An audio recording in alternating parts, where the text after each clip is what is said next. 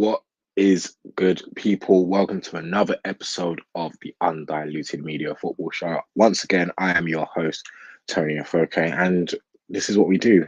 We come on, we talk about football, and this is what we're going to start off. As you can see in the banner below, we're going to be talking about Liverpool, the Champions League, some transfer rumours. Harry Kane, is it time to go? Is Jose Mourinho outdated? The FA Cup weekend was good for some, good for none. We'll get straight into it. But first things first, let's get on to Liverpool. A much needed victory against Wolves. And I said it on the episode last week that do Liverpool go for the Premier League or rather the Champions League? Because they have a hard tie against Real Madrid, or a somewhat of a hard tie. But it's nice to see Liverpool. Well, it's not nice to see Liverpool winning again from a Man United fan, but it's a good win for Liverpool. You saw they played well and they got the job done against a Wolves side, which is not bad. Whether they keep that form in the Premier League and may go for a European spot, I don't know.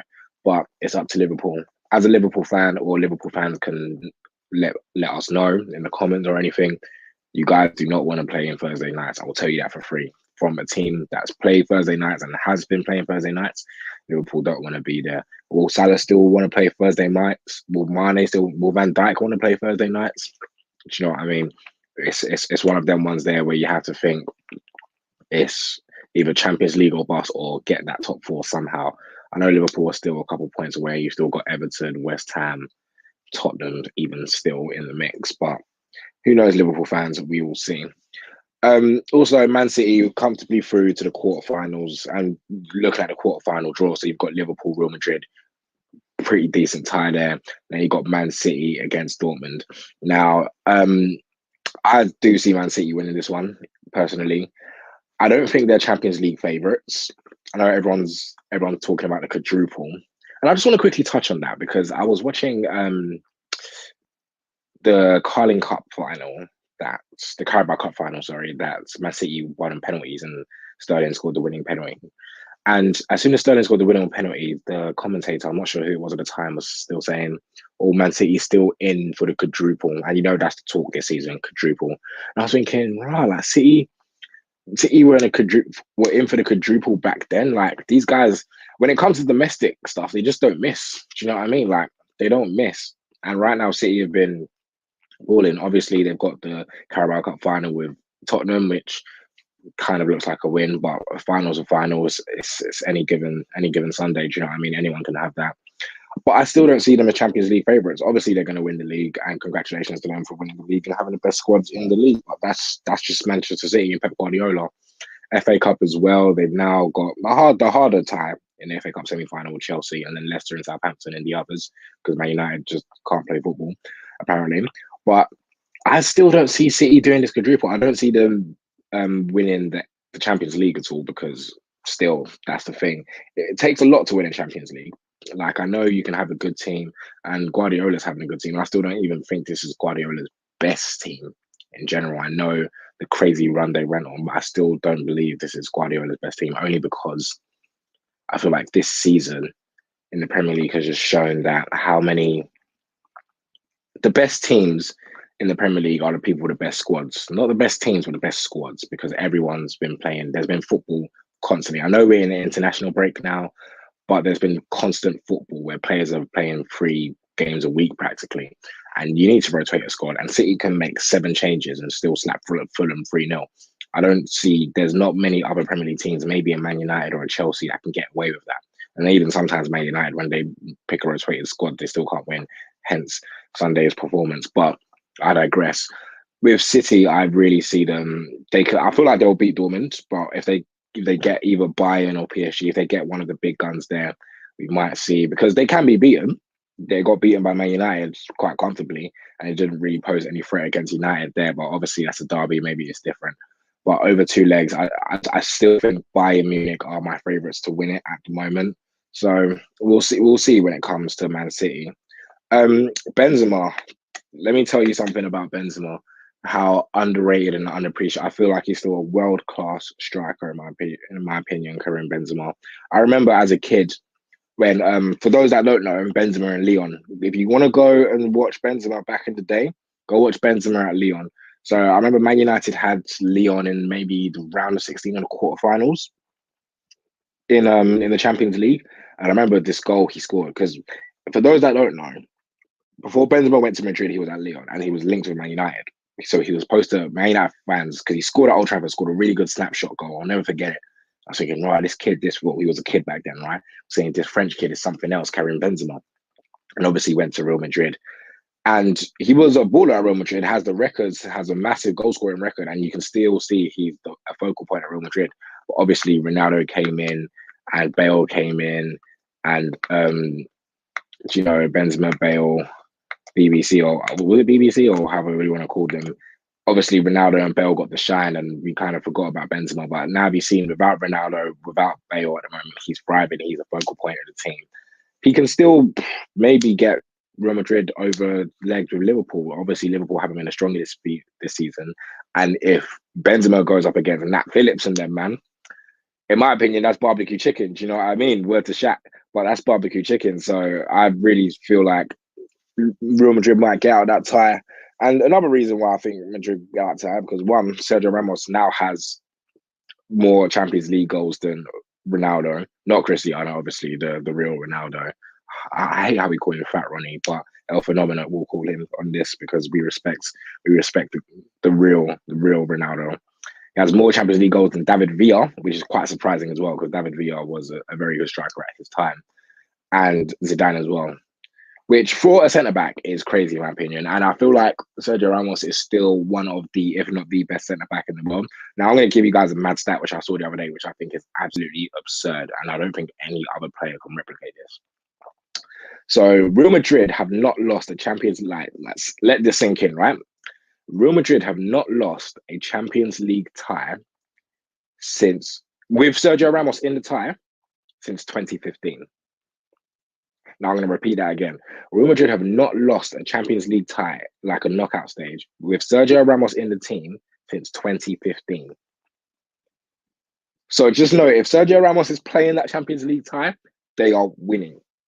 Like, do you know how crazy that is to think they still haven't lost? Like, 2015 was 6 years ago. We're in 2021 now. Do you know what I mean? And people lose Champions League ties. And Real Madrid won what was it? 4 Champions Leagues in 5, or it was a 3 and 4? I think it was 3 and 4. No, they three-peated. So it was Real Madrid, Barcelona, and then they three-peated. So yeah, they won 4 and 5. And they have not, like, the times they've been knocked out of the Champions League was because their captain, their rock at the back, Sergio Ramos, wasn't there. I remember one time he was injured and the other he was suspended. So if Ramos is fit, for all my betting people out there, don't bet against Real Madrid when Ramos is there. And obviously Liverpool not been their greatest this season. Like, I know Bernardo is still in the Champions League quarterfinal, but they haven't been their greatest. So with a crazy stat like that, why would you not want to put Sergio Ramos there? I feel like he's still, if one of the best, if not the best centre back. No other centre backs doing that. How can you not lose a Champions League tie in the past like 5 years? Like, do you know how crazy that is? Like, that's Real Madrid's, that's barbecue chicken for Real Madrid in my opinion. But let's go on to some transfer rumors now. And the big one, where I feel like this is a big summer for a lot of transfers, right? You've got the Euros. So whoever has a good Euros, first of all, thank God Haaland's not going to be in the Euros, because his stock would have just gone from like 100 million to maybe 200, because he would have banged at the Euros. And Odegaard as well. Arsenal fans, I know you're wanting to sign Odegaard after that performance at West Ham. You know, you didn't win, but you never know. Like with the Euros, I've seen people. There's nothing like international tournaments. International tournaments can raise stock value. Look at World Cup 2010. After Khedira, Ozil, and all them lot banged, boom, boom, boom, boom, boom. They went to Madrid. World Cup 2014. James Rodriguez went to Madrid as well. Do you know what I mean? So you do something on the international stage, you'll get bought. So looking at it now, that's why everyone's trying to raise their stocks. In a sense of this Euros coming up, I feel like this is massive for Harry Kane. And the reason is because Tottenham brought in Mourinho to win trophies, right? They got rid of Pochettino, who got them to a Champions League final, and it kind of got toxic in the end, and they brought Mourinho in to win trophies. They didn't bring Mourinho in to win a Carabao Cup. The Carabao Cup is not enough. What they saw, and if you've seen Mourinho's press conference, what they saw and against Dinamo Zagreb was poor. It was a disgrace. You can't be 2-0 up and then losing to Dinamo. No disrespect to Dinamo Zagreb, but you can't be doing that, right? So what is it for Harry Kane now? Because he's 28. Obviously, Spurs is the club he's been at for a very long time. Does he leave? But it's hard because one, Daniel Levy is the owner. If Spurs are getting rid of Harry Kane, he's not going for any less than 150 million. Right now, we're in a panoramic, right? That I don't think anyone is going to pay 150 million for Kane at the moment. Maybe Haaland or like someone like that, they might pay that type of money. But I don't see anyone paying 150 million for a 28-year-old. I know if whoever signs Harry Kane, you're going to get goals, you're going to get assists now because he does lead the lead in goal and assists, which is crazy, which is not even being talked about enough, in my opinion. But how does he go? Because he needs to win something, right? I know he could break the goal record. Well, I don't even think he can. I don't even believe he can break the Premier League goal record. In my opinion, he's probably on like 160, 170, maybe 160 Premier League goals at the moment, and he has to beat 260 in the next, like, he's 28 now. He has to do it in the next 5 years, in my opinion. And for whoever's good at maths, that's like 20, 30 Premier League goals a season, which I don't think he's going to do. But I digress. In a sense of Harry Kane, where does he go to? Because I know everyone wants a striker this year. I know everyone's linked with Haaland, right? And everyone wants a striker, but no one's going to pay 150 million for Kane. Because if Daniel Levy's going to sell Harry Kane to you, he's going to make sure he gets his money. He's going to make you sell. He's going to make you give 150 million, your dad and your firstborn, just to get Harry Kane. Do you know what I mean? So it's a weird one because I think he needs to leave. In my opinion, if I'm giving my personal opinion, you need to leave because I know scoring goals is good and scoring goals wins games, but you have nothing to not win a major trophy or someone. He's a world class striker. What world class striker has been 28 and not won a single major honor yet? It's not good. At the end of the day, you play football to win. Every football game you play, any competitive sport you play to win. This is why, like, if you want to quickly go off a tangent, you talk about the GOATs and who's the best at the sport. This is why in my opinion, Tom Brady is the undisputed GOAT because he has the most Super Bowl rings. And every time the season starts, he plays to win to earn the biggest prize. By winning, you earn the biggest prize, right? So it shows that one, he's not winning enough for someone at his level to still have not won a trophy. And even if he wins the Carabao Cup this year, it's still not enough. The Carabao Cup, I'm so sorry, is still not enough. Fair enough, it could maybe make him stay for one more year. I don't know. Even Tottenham fans want Mourinho out. So I don't know if it's enough, to be fair, because listen, someone of Harry Kane's level, he needs to go. If Harry Kane came to United a couple of years ago, or if whoever we signed him, who knows what we could have done. But it's just a matter of, it's a weird one because I don't see anyone signing him. I don't see anyone breaking the bank for Harry Kane because you're going to have to break the bank for Harry Kane. Number two, if you're going to break the bank, you're going to want to break the bank for someone younger than Harry Kane and someone who can score goals like Harry Kane in Erling Haaland, right? So I don't see him leaving. But if he wants to leave, where does he go? Does he go to like a Real Madrid? They don't need him. They've got Benzema. Maybe a Barcelona, but Barcelona still have an Asian squad. Maybe he can try winning the Liga, play in the Champions League more. I don't know. But they don't have the money. They don't have the money that Daniel Levy's going to be asking. So it's a weird one for Harry Kane. But if you guys, anyone has their Harry Kane theories, let us know in the comments below because that's going to be a good one in my opinion because I don't know where he's going to go and I feel like he does have to leave. You're 28. It's got to a stage now where you have to think about your career and you can score goals, but you have to you get golden boots. I was going to say you don't get trophies with golden boots, but you get a golden boot. It's not really a trophy. Do you know what I mean? You want to have a team trophy. You want to win the Champions League. As a world-class striker, you can't be a world-class player and not win anything. Do you know what I mean? It shows that you can be a big fish in a small pond, but you've got to want to be. You want to win. Anything you guys do, if you're playing sport with your friends, if you're banging ball with your friends, if you're playing FIFA, if you're playing clubs, you want to win. You play games to win. On a competitive sport, you play to win, and to have nothing to show for it is poor, from my opinion. And you don't want it. You don't want his legacy to go like that. Like he can just be a Tottenham legend. Like, is that it? Do you know what I mean? Now, I'm not saying a Tottenham legend's not good because obviously there's massive Tottenham legends. Do you know what I mean? But you don't want to just be someone of his ability shouldn't just be a Tottenham legend. he should be that person, that English guy who won a World Cup Golden Boot, who won a Champions League, he's capable of doing it. He can walk into many starting 11s in Europe. So he needs to do that, in my opinion. But looking at the other striker who might be going this season, Erling Haaland. Now, it's funny, he's linked with Chelsea, United, Barca, Madrid, City, like Bayern. He's linked with everyone, right? He's even like everyone's going to sign. And what I like about football Twitter and transfer rumors is that everyone has their own little theories of why Erling Haaland is apparently going to go to them. So it's a weird one. As a Man United fan, I have a bit of hope because I feel like if we get Champions League football, we could entice Erling Haaland to United, and I will happily take Erling Haaland to United in a heartbeat because he's a monster. He's 20 years old. You know what you're gonna get with the tin with him. He's already a proven striker in Europe, if not one of the best strikers in Europe already. I know City fans are saying that he's gonna come to City because obviously his dad played for City, blah blah blah blah, and he's not gonna come to United because of Roy Keane and the Roy Keane tackle on his dad. Like, that's complete BS. Do you know what I mean? Do I see him coming to United? Yeah, I do. And the reason I'm just going to give you my theory of what I've known from a Man United fan is that for people that don't know, the person who basically started Erling Haaland's career was Ole Gunnar Solskjaer. He brought him from he was at a Norwegian club, and then he brought him to Molde and managed and has played under Solskjaer. So before, I don't think if people remember, before Haaland was put on the map at Salzburg, or the season he was put on the map at Salzburg, we were linked with him.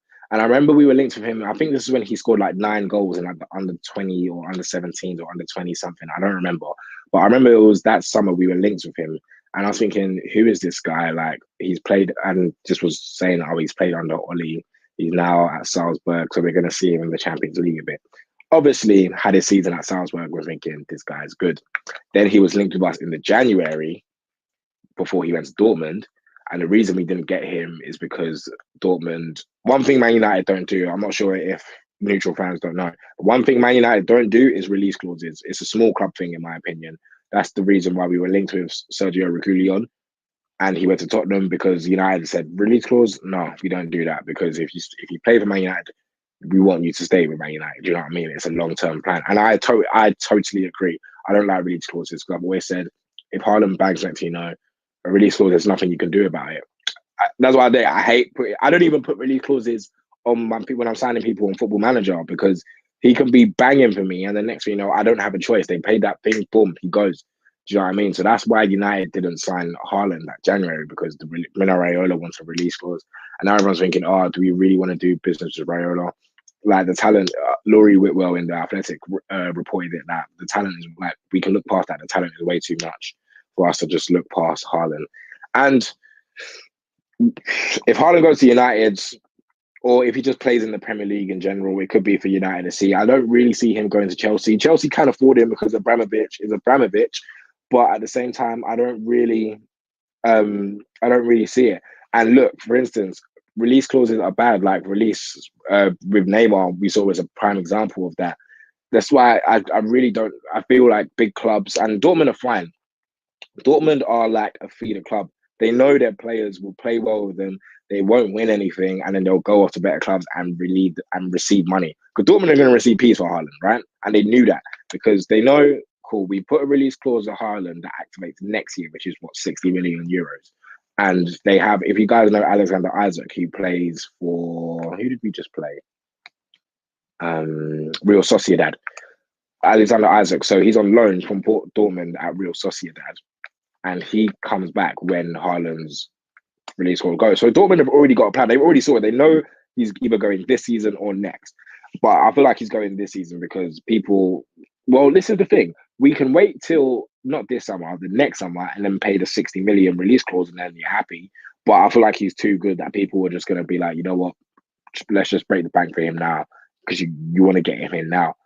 So do I see him coming to United? Yeah, why not? I could do with him. If I have to sell Martial, it is what it is, isn't it? It happens. It happens to the best of us. I done it on Football Manager the other day. I said, Martial, I'm sorry, bro, but talents like that, Haaland, you can't say no. Do you know what I mean? I feel like there's there's people like, oh, where does he fit? Where does he fit? You can't say no. You just got to do that. But we'll see with Haaland. I feel like especially during the Euros as well, he's not going to be in the Euros, so that could get done earlier, before or after the Euros. But it's going to be a very interesting summer, I'll put it this way. And it's nice now. We're going to see him against English opposition again in Liverpool. I mean, in City, sorry, because he did score at Anfield. He scored against English competition in the Champions League for Salzburg.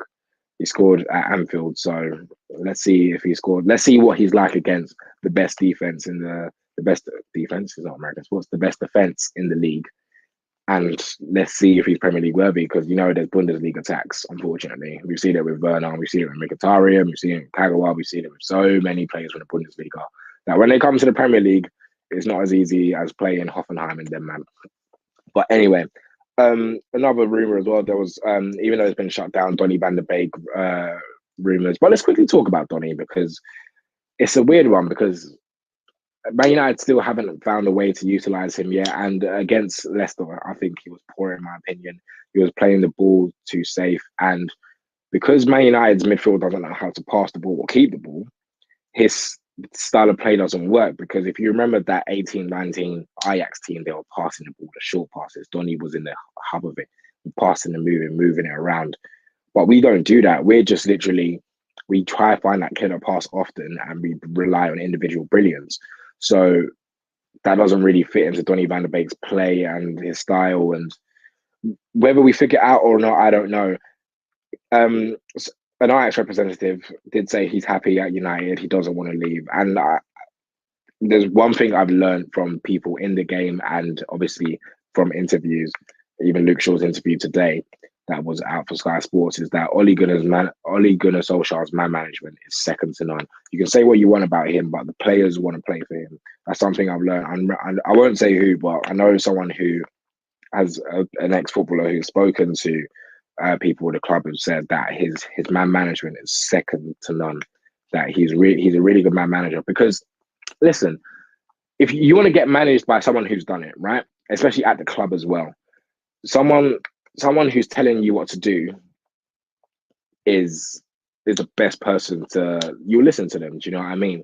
So I feel like Ole Gunnar Solskjaer will help Donny van der Beek. What we need to find is his best position at Man United at the moment. I feel like because of the way he plays right now, I feel like, because we play a 4-2-3-1, which is disgusting in my opinion, but I feel like he needs to play in that ball pivot at the moment. It's a weird one. He needs to play in a double pivot at the moment, but we need to have a good number 6 there who can sit in front of the back 4, because I don't want him too deep. Because Donny, what we saw with Ajax, he's effective in and around the box, but he's not number 10 worthy just yet. Because you have a number 10 like Bruno who gets the goals and assists and the killer passes. Donny doesn't do that. But you can see his intelligence around the box, where, for instance, the goal we scored against Leicester, someone called it a non-contact assist, which I feel like is disgusting in my opinion. He dummied the ball, right, which is smart, and then Greenwood smashed it in, which is smart. Those are the intangibles that you don't teach. Do you know what I mean? So he needs to be in and around the box, but I still don't think he's good enough to hold that 10 spot just yet. But he can still, I feel like, listen, if we're playing, majority of the time, we play against teams who are better than, that we are better than, so we're going to have majority of the ball. We don't really need to play 2 defensive midfielders. So Ole Gunnar Solskjaer, if you're listening, we don't need to play a McTominay Fred pivot, especially if we can't beat a low block. So we can play Donny in that pivot, and he can play higher up. He needs to play, I feel like he should play in the pivot at the moment, because one, we don't have the ball retention in the midfield. McTominay and Fred can't, and Matt can't keep the ball in the midfield. They can't dominate games constantly. So at least with Donny, there's always a safe pass. You know what I mean? At least with Donny, if he's there in the midfield, there's always a safe pass in which we can keep the ball and actually build up play. But we'll see. I feel like it's hard to adapt to the Premier League. Players will tell you that, managers will tell you that, and we'll give him time. He can play in the Europa League, and he's shown glimpses. Like, he scored in his debut. He showed glimpses. The little dummy there was intelligent as well. So he's shown glimpses that there's a player in there. And listen, we saw at Ajax there's a player in there. So we will see with Donny van der Beek. But until then, who knows?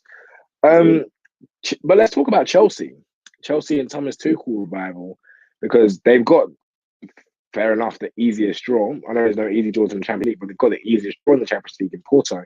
So it's a weird one because Chelsea at the start of the season, we expected so much with the signings they made with Havertz and Werner, and then it went downhill. And obviously Lampard got sacked, Tuchel came in, and they've kept like 12 clean sheets now. Only conceded. I remember I was speaking to one of my Chelsea friends today. They said the only goals that they've conceded was an own goal and that Minamino one at Southampton, which was a pretty good goal. Other than that, they've just not conceded. Um, yes, they're in a semi-final in the FA Cup, which they probably might lose. But then again, it's an any given Sunday on the day. If they win that, if they win a trophy, congratulations. They can be there in a semi-final in the Champions League as well. They've got Porto. I feel like they should get through that time. Um, I still feel like they're going through a honeymoon period at the moment. Maybe I'm just being a bit biased, but I'm just going for what I see. I don't watch Chelsea that much, but from what I know, I still don't think they have that prolific striker. And I still think they're a prolific striker away from being, for me, taking them seriously, if that makes sense. And I still don't think they've been tested. Because I'm sorry, Atletico Madrid, I know Atletico Madrid are top of the Liga, but La Liga has been very bummy this season, in my opinion. And that if that was top of the Liga, I think Leicester. No, okay, that's a stretch. I don't think Leicester will top the Liga, but you know what I mean. If that team, the team that came to Stamford Bridge, is the top of the Liga, it shows just the quality. The quality from the Liga has just gone downhill. So, but I still don't think they've been tested because if you look at yes, they played Liverpool. They played a diminished Liverpool side. They beat Tottenham, a crappy Tottenham side by a penalty. They didn't beat Man United, and they beat a crappy Atletico team. I still don't think, and now they're not going to get tested because they haven't played. They're playing Porto, but I feel like if they go up against a City or a Real Madrid or maybe even a Dortmund, I feel like if we test them with a proper team, we'll see what. I feel like what Tuchel's come in and done. I still don't think like he knows his best starting 11. Like I was speaking to a couple of Chelsea fans, where does Havertz fit in? One Chelsea fan even told me now, I'm not saying this is my opinion, but one said that he might see Havertz leave because they don't know how to fit him in. And I said, you've spent all that money on Havertz, surely you've got to make it work. Because I remember something I'd done on my podcast was when we were talking about getting Havertz to the bridge, and I said, okay, where does he fit? Where's Havertz's best role for Chelsea? And then they just said, you know what, we just got to make it work. I know he started playing the false nine role recently, and he had a good game at a false nine role, and then they've done it again, and it's not the same. They just haven't found the best fit for him. Personally, when I watched Havertz at Leverkusen, he just played behind the striker. Now I know Chelsea are playing like a 3-4-3 at the moment, so I don't really see Havertz playing in that three.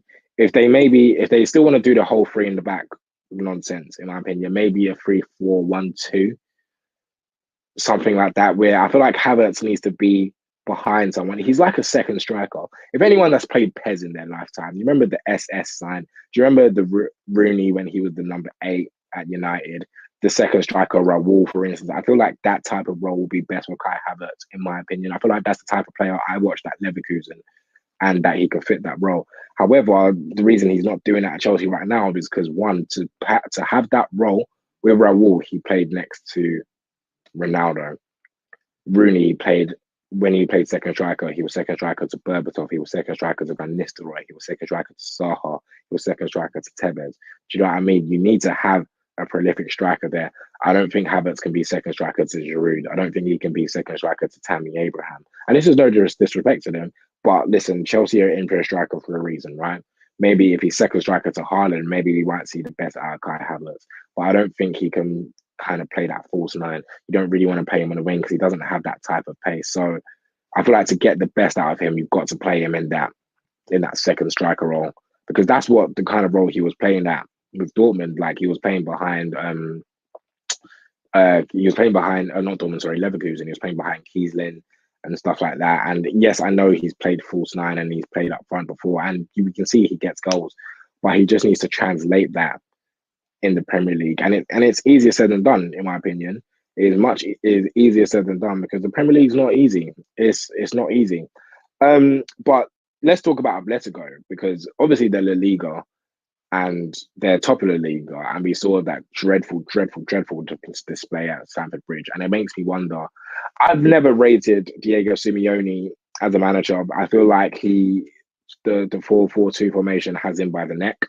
I feel like he can't do anything but 4-4-2, and it only works in certain cases.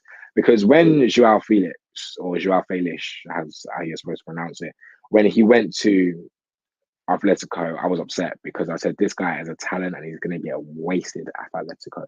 Because remember, they started playing him left mid, and I was fuming. I said, "What? Do not waste this guy on the wing. He's the same role that I explained with Kai Havertz. That's Joao Felix's best position, in my opinion." And if you actually look at it, Atletico Madrid have a lot of flary players, but Diego Simeone will somehow play four centre mids in a row. Like he'll play Saul Niguez left mid, and he'll play Koke, and then he'll play like well, back in the day he'll play like Thiago and stuff like that. And I'm just thinking, what is this guy? Like Atletico have good players, and he has an obsession with Angel Correa. I don't know why. Thomas Lemar, stuff like that. Yannick Carrasco, like they have ballers, and they just can't seem to get the best out of him. Now I thought Joao Felix would play well behind Luis Suarez, but it was poor against Stamford. It was poor at Stamford Bridge. I think it was really poor, and we all know Diego Simeone is known for his back to the wall type of approach. There's a really good defense you build from the back, and then you just try and nick a goal or two. Kind of like how Jose Mourinho used to do it back in the day, or Jose Mourinho, sorry, how Joe used to do it back in the day with Chelsea. But with that, you need a certain type of players because flary players don't thrive under that. Do you know what I mean? Because when Simeone, like when Mourinho was doing it, he had Diego Milito. Like Diego Milito wasn't a best striker, but it fit the system perfectly. Do you know what I mean? Like it wasn't. It's not like he had Messi and and Messi was fitting in the system and these very players. Now, this is the thing with Simeone because people respect him for what he's done. Yes, he's won a La Liga. He's been in Champions League final, and if he was to go, I don't know where I see him going, in my opinion. I feel like maybe he would want to come to the Premier League. I would definitely not take him at United. I would definitely not take him at United. I don't want to see us play like forward back, or not forward back. I just don't want to say us just play boring football in 4-4-2. And I know, yes, we'll be defensively good, but I don't think he's going to make Harry Maguire into prime Diego Godin. Do you know what I mean? So I don't know. I feel like he may have to go to. Well, this is the thing. If Conte does leave, maybe Inter, somewhere like that, somewhere where he's been a former player or something like that. I feel like that will be the next stage for, or maybe even a Tottenham. Maybe even a Tottenham. Let's say Mourinho doesn't, because it's kind of the same thing, just a younger version, if that makes sense. Let's say if Mourinho doesn't work out and Tottenham could go for someone like Diego Simeone, that might be a good shout. But maybe because I don't rate him personally as a manager. I'm not saying he's a bad manager, but I just feel like the style of football just doesn't get. I like flary players. I like being excited. I like edge of my seat football. And the football he plays is the complete opposite of that. And I don't see the point of buying flary players like Joao Felix, like Thomas Lemar, to just waste them in like structured, rigid systems. And that makes sense. So I like it's a no for me. And they have like fair enough, cool. They'll win the league, or congratulations. But I don't think it's been hard this season where Real Madrid have been wishy washy, and Barcelona. This is one of the worst Barcelona teams I've seen in a very long time. And there's no disrespect to Messi because he's still balling and still got a goal or assist in every single game in 2021, which is absolutely absurd at the age of 33. But it's just the fact that he's just playing with like how many they just gone from MSN and Xavi Iniesta and Busquets to like an aging Busquets, Frankie. Frankie's good, but like Martin Braithwaite and them lot and Serginho Dest, and these are players that will get better, like Serginho Dest and stuff like that. But it's just not the level that Barcelona should be at right now, which is unfortunate. But back on Simeone, yeah, maybe a Tottenham. I feel like that will make the Premier League massively interesting because you'll have Klopp, Guardiola, Simeone, Ancelotti. Like it will bring a lot of pulling power to Tottenham as well. And I feel like Tottenham can play that type of rigid football and get away with it. But we will see if he has a world class striker in Kane, because that's what you will need. He'll play good. He'll play good rigid football, have a world class striker, and that's it. But speaking of outdated football and outdated tactics, and on Tottenham, let's speak about Jose Mourinho. Now, it's unfortunate for Jose because I watched that press conference and he seemed hurt. He seems really hurt by Tottenham, and it's funny how they brought Jose Mourinho to kind of go away from the whole history of the Tottenham, but it was still the history of the Tottenham. Like Spurs. That game was just a bit Spursy, wasn't it? Like it's just a bit Spursy. And is he outdated? Unfortunately, yes, in my opinion. And I'm saying this from a fan that has Jose Mourinho has been my manager. Like I remember I was telling Spurs fans, I said he could win you a trophy. He's capable of doing that, and he may win you a trophy, but it's gonna end sour. And I don't know what it is, but for the past how many years now, every club he's left is left on bad terms. He left Chelsea again on bad terms. He left United on bad terms. He's probably going to end up leaving Tottenham on bad terms. Like, when are we going to start? We keep giving him the benefit of doubt because we know what he's capable of, but it's just a bit. It's not for me, in my opinion, because I'm not blaming the Zagreb loss on Jose Mourinho. I don't think it's Mourinho's fault. I think like the players have to be held accountable because he brought them there with a 2-0 lead and they lost that 3-2. So I feel like the players have to be held accountable for that as well. And they had chances to win it and they couldn't finish it. But I just feel he's outdated now. I saw it with the way he handles players and stuff like that. And that you got to get with the times. I feel like you have to get with the times. Unfortunately, like you have your system, and his system was work, and he's still probably a good manager. But you've got to get with the times. You've got to adapt. You've got to sometimes take a break out, come back, reflect, and be like, okay, this is how football works now. How can I still implement? You can still implement your philosophy, but you've got to update it.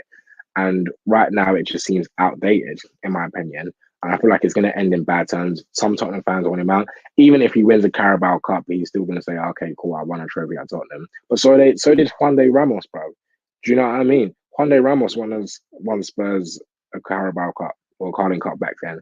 So what's special? You're supposed to be the special one, and you clearly come to Tottenham and not changed anything. So I personally, I feel like he's outdated. I really feel like he's outdated. I feel like it's just a bit for me. But we'll see with Jose. I know there's out of the Europa League now, but let's talk about teams that are in the Europa League. Man United, they have Granada. That's an easy tie, in my opinion. No disrespect to Granada, but that's the tie Man United fans wanted. I feel like it's set up for either a United Arsenal. I'm not sure if it's capable of a United Arsenal final, but with the Europa League, I feel like United and Arsenal are practically kind of the favourites. You still have Ajax in there and things like that. But it's got to be one of them ones. I feel like for United, it has to be Europa League or bust now because you've got to win a trophy and stuff like that. But we shall see. But as it is international break, we shall look at the England squad. And it was a weird one. I feel like the biggest omission of this England squad was Trent Alexander-Arnold, which was a mad one in my opinion, because I know Trent has not played well this season. I know Liverpool have not played well this season. I know everyone's been questioning Trent, but I still feel like he's one of the best, if he's one of the best right backs in Europe still. And fair enough, it's only World Cup qualifiers. Maybe he goes to Euros, but this is not helping right now. With the England squad, I don't like some of the options. Well, we look at it in defenders. We've got Ben Chilwell, Connor Cody, Eric Dyer, Reece James, Maguire, Mings, Shaw, Trippier, Walker. I'm happy for Luke Shaw and John Stones to be back in the sides. John Stones has shown he's got his goal scoring record back. He's been scoring a lot of goals this season because he scored his first goal in over 2-3 years at Old Trafford. And then next thing you know, it's just a bit like Okay, fair enough. We get him back in the squad. It's good for Luke Shaw. He's created the most chances as a defender this season, so I was happy to see him back in the squad. Ollie Watkins is in the squad, which is good. Maybe you could have put Patrick Bamford there. I know Patrick Bamford is he's not young, and Ollie Watkins is younger and more versatile. But Bamford, like everyone questioned Bamford, and he's proven us wrong. He's the second highest English goal scorer, just behind Kane. And so it's weird for the second highest English goal scorer not to be there. At least give him a cap. Do you know what I mean? But you know, we've got Trippier, Kyle Walker, stuff like that. I don't really see. Listen, Trent was out, Wan-Bissaka's out. Personally, I said this. I don't ever see Wan-Bissaka. I don't ever see him being called up for England. In my opinion, I just think that right now he'll be behind Trent. He'll be behind Trippier. He'll be behind Walker. He'll be behind Reece James. I feel like he should just play for Congo. You just got to go for Congo now because that's behind four guys at the moment, and unfortunately, they all offer more than him going forward. And in this modern day, like he's the best one-on-one defender in my opinion. None of them come close to him when it comes to defending. But number one, we're England. We're gonna have the ball more than most teams that we play against, especially Albania. So we're gonna be on the ball more. And all those right backs I mentioned are one better than him on the ball. Two, this modern game of football, fullbacks have the ball practically the most, like centre mids. And you've got to offer stuff going forward. Now, I'm not saying he's completely redundant going forward, but all those right backs aforementioned all offer more going forward. So really and truly, I feel like, mate, Ramsey could just play for Congo, man. Like, keep trying for England. But I just don't see you going for England anytime soon. And that's just because we're just stacked right back position. Like we have Reece James, we have Trippier, we have Walker, and we have Trent. Do you know what I mean? So it's not his fault and it's not down to his ability, but we're just stacked at that position at the moment. So you might as well just play for Congo at the moment. In regards to the midfield, Jesse Lingard is back in the side. Jude Bellingham's been called up. Phil Foden, um, Mount, Rice, Ward Prowse. Maybe Ward Prowse is a bit of a weird one because Southampton haven't been great this season. It's been a very wishy-washy. We haven't really spoken about Southampton too much because remember they were top of the table for like 2 seconds and then they'll just keep dropping points and dropping points and dropping points and dropping points. And then they lose 9-0 at Old Trafford and just keep dropping and dropping and dropping. So it's a bit of a weird one. But listen, it's a nice squad. I don't think this squad will replicate what squad is going to the Euros. I feel like some of these players won't go to the Euros, in my opinion. Like, for instance, Sam Johnson. I don't think Ollie Watkins will make it into the Euro. It's a 23-man squad. I don't think Ward Prowse will either. Rice, Philip, Mount, maybe Lingard. Listen, he loves Lingard. We saw that in the World Cup. He will probably make it into the Euros. But we'll see this England squad. We'll see the formation we play. Will it be three at the back still? Will it be four at the back? We're yet to see. But we'll see. It's just a quick one as well, as I was going about Man United, saying that how is Europa League a bust? As a fan, well, this is the thing. Ole Gunnar Solskjaer said that it's not about winning trophies. It's more about seeing the team progress. Now, and I spoke about this on my pod, progression leads to trophies. And for Man United to not win a trophy, this is the longest we haven't gone without a trophy now, since 3 years. So it's not progression. Man United are progressing because, listen, we finished last season third. We can finish last season second. That officially is progression. But we need to win a trophy because he's still like we were in 4 semi-finals. He's now had 5 semi-finals now. And I know if you want to say, oh, like we can't get past the semi-final, blah blah blah, it's all on Ole Gunnar Solskjaer. Listen, he just said that to protect his players. He wants to win a trophy. Ole Gunnar Solskjaer knows the DNA, the club. He knows Man United. You are here to win trophies. So he just said that just to deflect the things of the players. I think he knows deep down that he has to win a trophy. So we'll see. As a fan, we'll see. Because I really do want him. I really do want us to win a trophy at least, just to get that omen, just to get that monkey off your back. Do you know what I mean? To get that chip off your shoulder. And if we win a trophy and we come second, that's progression in my opinion, because it's better than last season. Next season, we see how we can progress further, and we've got to give him his credit. But we'll just see. We'll have fun during the international break. We'll watch football, and then club football will be back very shortly. But that's all we got time for on the Undiluted Football Media Show. You can check us out on YouTube. I've been your host, Toni Afoke. Till next time, people.